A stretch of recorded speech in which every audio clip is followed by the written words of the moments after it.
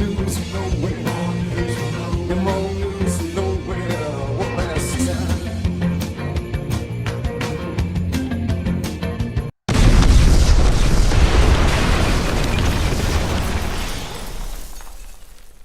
Well, another episode of More News from Nowhere with obviously me and Paul. Right, well, we're looking at a few things that have happened over the last day or two, few days. Now, one article caught my eye, Paul. It's Okay. I don't know whether to laugh or cry at this. About this is on the BBC. I saw this on the BBC News website, and I've seen it on other websites as well. But it's just I don't know, pointless article. But it's the one about slow walkers more likely to die from COVID-19. Really? Yeah, someone's Wow. actually done a study. Can you believe this? Yeah. Apparently, health researchers from Leicester, I think it's the National Institute for Health Research, in their studies they showed that walkers with normal weight were 3.7 times more likely to die from the virus than brisk walkers. I mean, Wow. yeah. Mhm.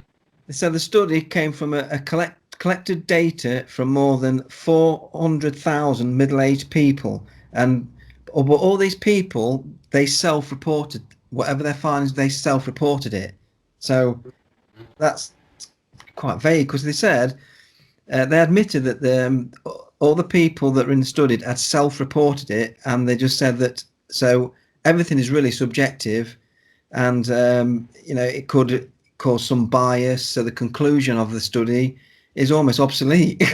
So what's the point of it? What's the point of it? Anyway. No sense.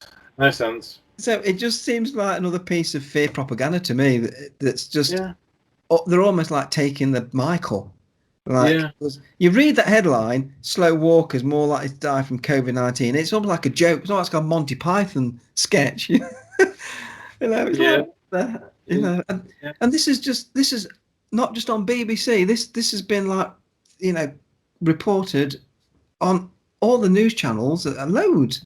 So it's like they're really pushing it out there, and it's I think that's just almost like trash reporting to me. It's just, what's the point? Yeah. I mean, why can't scientists then just do like a scientific analysis of the international rugby players? They do scrums, Yeah, like in the contact for long periods of time. yeah, Surely that is also quite dangerous, in my opinion. yeah. If they're going down that road, of course, yeah. But it probably though that the studies will probably show more that COVID isn't that dangerous, and Yeah. I look at it this article. I think, well, because it's just self-reported and it's not really conclusive of anything like evidential, really strong. They can just play that on the basis because it doesn't really say anything really, but they can make out it does. Exactly. On the headlines, people just read the headlines. And go, oh, okay. And it So just goes into there. They don't read any more. We've just got to, move as fast as you can anywhere you're going. So you don't go. Well, I'm good then. Apparently, COVID is chasing us. Yeah. Go away. If you walk too slow, it'll catch up with you. Oh God, it's just I don't know. I mean, they are trying to rationalise this by saying because people who are more obese and that are more likely to get COVID, but it's that vague and that kind of like nothingness. It's just, why are they doing studies like that? I don't know. Why? I find it quite quite funny because in the airport you've got to stand 2 meters from a distance from each other. Yeah. And then get into the aeroplane, and then you have to like sit next to each other. Still masks on, of course, but it's definitely not 2 meters. It's actually like less than a meter between each other. And then during lunch time, obviously food has been served, and then stewardess comes over. You can take your mask off now to eat. So COVID, it's having a break. Yeah. But yeah. Well, we knew that last year, didn't we? When the restaurants were open, that when you eat, if you have a substantial meal, that's the thing. When you have a substantial meal, and COVID just like just stands and watches, I guess. Waits for you to wait for your last mouthful. You've got to get mask back on quick. But it seems that the virus, it can attack you in an airport, but once you get on the airplane, it's a bit more, Well, it's probably too high for it, and it doesn't like the heights. So, yeah, I think so. So you only apparently just need the mask. You don't need social distance in the plane. But I mean, you can't. I mean, that's the thing, though, isn't it? You can't social distance in a plane. Yeah. But it just makes a mockery of the whole rules around COVID. It's just there. Right. It's just crazy. Just crazy. Yeah. So, Johnny, have you noticed anything else in the news recently? Well, one thing that's been in the news a bit is the Tanzanian president, John Magufuli. I think that's his name. Correct me if it's wrong, but he apparently died from heart complications. They said. Now, really? Do you remember last year when he sent some samples off the PCR test with goats and papaya fruits and car oil and all kinds of things, and he sent off all these samples to be analysed and tested for COVID through the PCR test, and several came back positive. I know the papaya fruit came back positive, and the goat. So I mean, I know this went kind of viral into last year because he was a staunch denier of COVID and lockdowns and everything like that. So he ends up dead now. So whether you can connect that, whether he was speaking out too much as a leader of a country, of a nation, speaking out, they don't want that, obviously.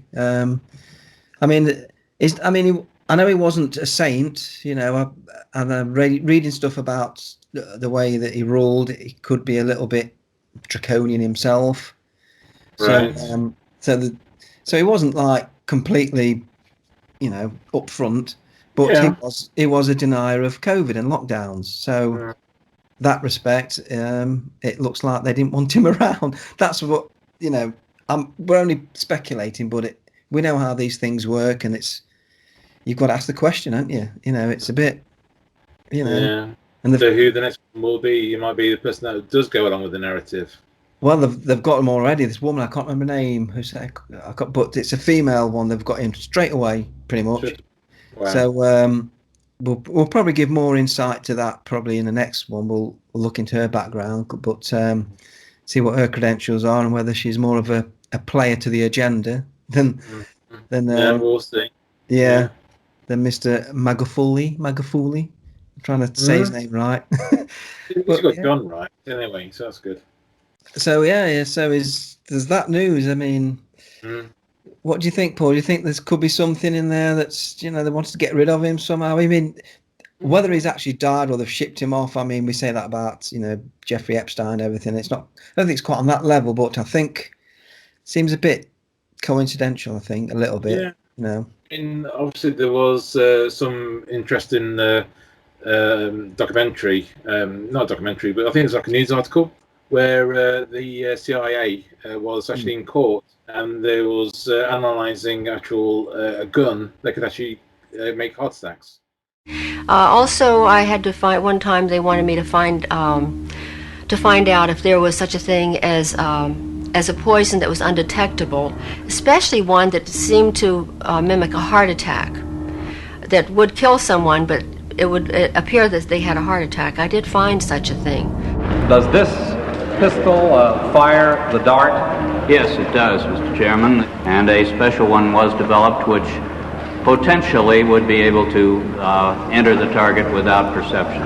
The poison was frozen into some sort of dart, and then it was shot at very high speed into the person. So when it reached the person, it would melt inside them, and the only thing would be like one little tiny red dot on their body, which was hard to detect.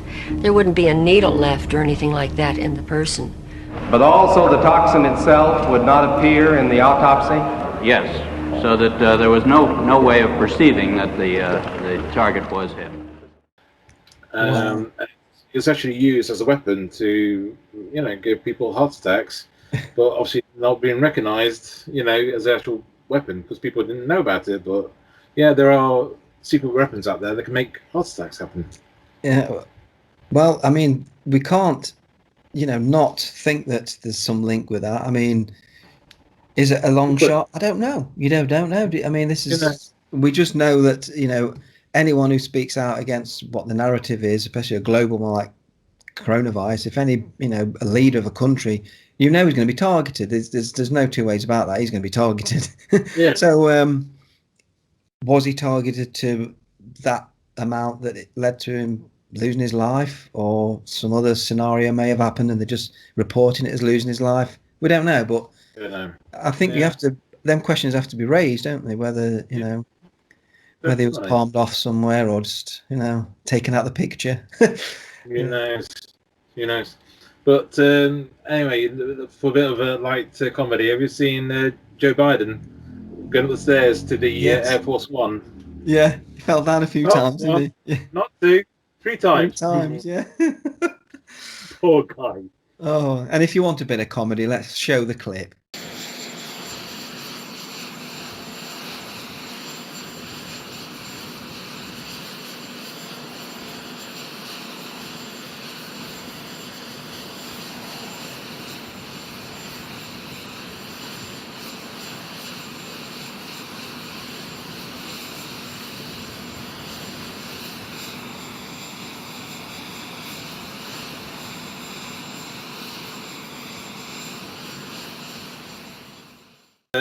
Yeah, because he obviously he can't walk and he can't talk. No, I know. That's the American president. It seems like it is another version of George Bush a bit, because George Bush was a bit like that, wasn't he? Kind of wasn't that very good at in his speeches. It is a bit off a bit, but say the wrong thing. Our enemies are innovative and resourceful, and so are we. They never stop thinking about new ways to harm our country and our people, and neither do we. And it seems like Biden's a bit like that, probably even more so, it seems. He Yeah. seems to have no control over his body or his mouth. Oh, or his hands. Thank you. Thank you.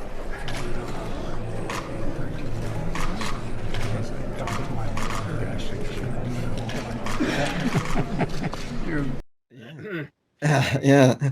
But I mean, I don't know. But it's funny. He may provide a bit of comedy, but I mean, Trump was one kind of president, and Biden's obviously another one. Yeah. But yeah, that was a funny little clip I saw. That's good. Exactly. And there's one more. Have you got anything else you've seen, Paul, at all? Not really, Johnny. No. Have you seen anything else? Well, not really. Not really. But I know that as we're recording this, 20th of March, there's lots of worldwide demonstrations against COVID happening today as we film. As people watching this, they would have happened. So I just hope that everything goes well, and that everyone attending these demonstrations, they get a positive result from it. I imagine the police will have their be on active duty as well, as they always are. Because I know I saw something, there's a bill about that kind of links on, just top of my head, about Boris putting through about these annoying protests. I think it was put as annoying protests, that it wants to kind of like monitor them or stop them or something. So it seems to be tying in. I know they're trying to link that more with the vigil of that Sarah, the lady who had obviously got murdered. They're trying to tie it with that protest, but it's probably more to do with these protests that are happening today, and that are against the COVID narrative and lockdowns and everything like that. That will probably get more as we get into more the spring and summer. These kind of protests are going to be happening more, more prevalently. So I think it's more to do with that than the vigil protest, which they're saying it links with. I think it's more to do with this, but I don't know. Yeah, I think if it's going to like change some policies for the politicians, like the BLM ones, I think then they'll allow those to happen, but they won't allow, let's say, the ones that we want to see happen. Yeah, yeah, Again, freedom of speech seems to be dying very, very slowly. yeah. But speeding up, you know. Yeah. Obviously, neither of us have attended these world demonstrations. One because we have just had an interview with Mark Conlon, which will be out soon. But I will be hopefully attending some in the year as the summertime comes and we get these bigger demonstrations in London or Birmingham. I am looking at attending that and documenting that, so you know I'll be there. You know, but just couldn't make this one. You know, but a shout out to everyone who is standing up today. Obviously, people, like I said, watching this, it'll all have happened. So I hope it goes well. So thumbs up to them all. You know, they have our support, definitely. So yeah, so there's the demonstrations that are going on. So so I think that about wraps it up. I think, Paul. How are we going to end it? I know. Here's a thought for the psychics out there. Dirty Git.